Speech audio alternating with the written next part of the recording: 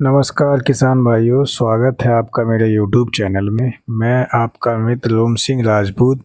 आज की वीडियो में मैं आपके लिए मिर्च की नर्सरी बनाने के बारे में बता रहा हूं।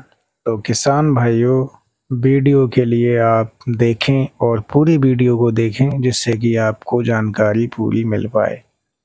तो किसान भाइयों, आप देख रहे हैं कि यहाँ पर ये जो किसान हैं इन्होंने मिर्च के नर्सरी बेड तैयार कर लिए हैं। और नर्सरी बेड तैयार करते समय हमें इन चीज़ों का ध्यान रखना है कि जो भी हमारा क्षेत्रफल है उस क्षेत्रफल में किसी भी प्रकार के घास पात के तुनके ना हों। अगर घास पात है तो उसको निकाल के अलग कर देना चाहिए जिससे कि हमारी नर्सरी में खरपतवार ना उगें। किसान भाइयों, नर्सरी के बेड तैयार करते समय शुरुआत में हमें ये ध्यान रखना है कि बहुत सारे कीट पतंगे नर्सरी में लगते हैं जो कि बीजों के लिए नुकसान पहुंचाते हैं और कहीं ना कहीं हमारी जो बीज हैं उनकी जड़ों को प्रभावित करते हैं। तो इसकी रोकथाम करने के लिए मिट्टी में ही रीजेंट आप डाल सकते हैं। रीजेंट में आप किसी भी कंपनी की रीजेंट ले सकते हैं, लेकिन आपको ये ध्यान रखना है कि ऑथेंटिक ही आपको लेना है। तो रीजेंट आपकी वायर कंपनी की आती है या फिर आप कोई और फिप्रोनिल ले सकते हैं किसी कंपनी की, लेकिन इसको आपको डालना ज़रूरी है। अगर आप इसको खेत में नहीं मिलाते हैं तो आपकी मिट्टी में बहुत सारे सॉइल बॉर्न डिजीज और बहुत सारे इंसेक्ट पहले से विद्यमान होते हैं जो कि नर्सरी के लिए नुकसान पहुंचाते हैं। तो इनसे अपनी नर्सरी को बचाने के लिए हमारे लिए कीटनाशक का इस्तेमाल करना पड़ता है और वो करना चाहिए जिससे कि हमारी नर्सरी है वो अच्छे से तैयार हो पाए।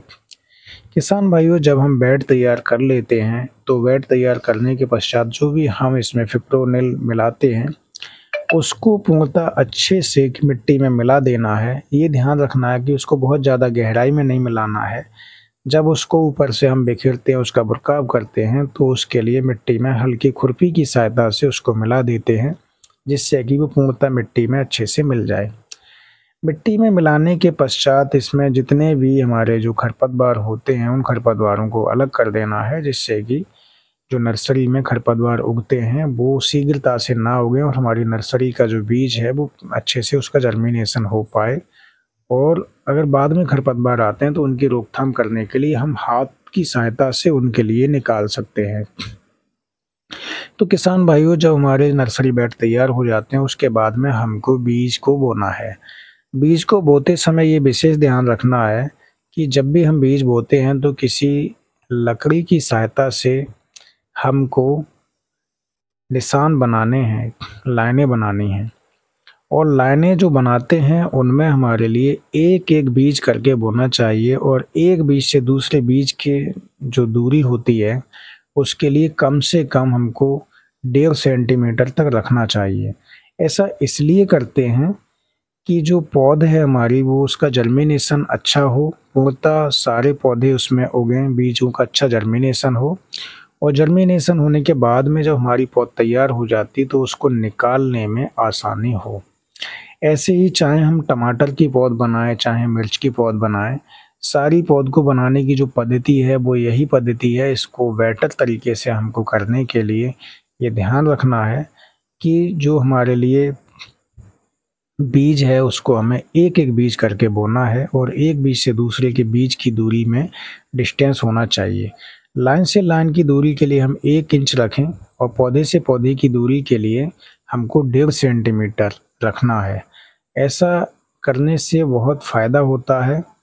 अगर इस प्रक्रिया को हम अपनाते हैं तो हमारी जो नर्सरी है वो उसका जर्मिनेशन बहुत अच्छा होता है और पौधे हमारे स्वस्थ रहते हैं।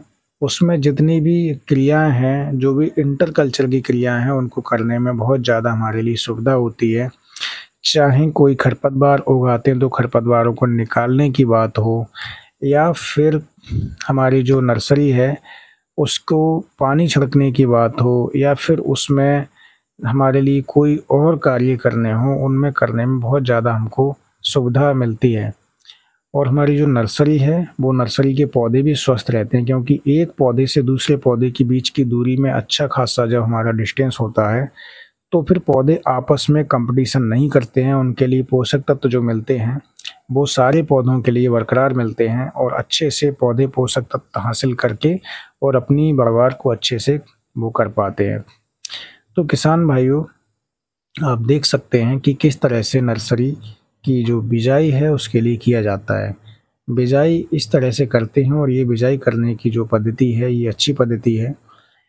एक चीज़ और ध्यान रखना है कि बीज को ज़्यादा गहराई में नहीं बोना है। अगर बहुत ज़्यादा गहराई में बीज को बो देंगे तो बीज के अंकुरण में थोड़ी सी असुविधा हो सकती है।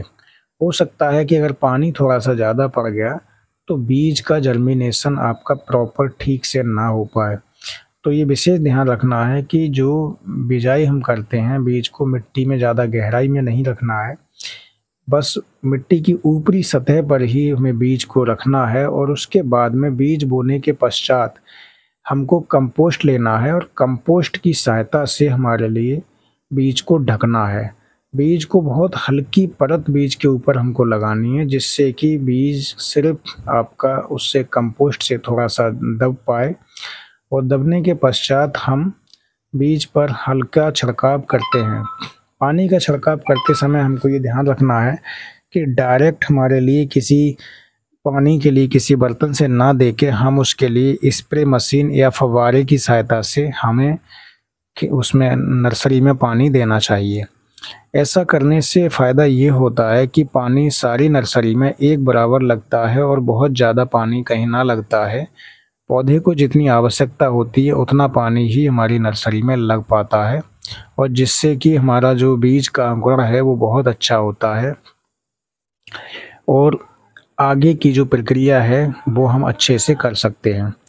नर्सरी बनाने के पश्चात हमारे लिए पानी का छिड़काव सुबह शाम दोनों टाइम करना है।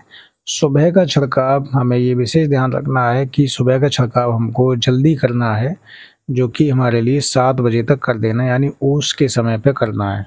और शाम का छिड़काव हमारे लिए 5 बजे के बाद करना है, यानी कि हल्की धूप हो जाए, धूप कम हो जाए उस समय पे शाम का छिड़काव करते हैं।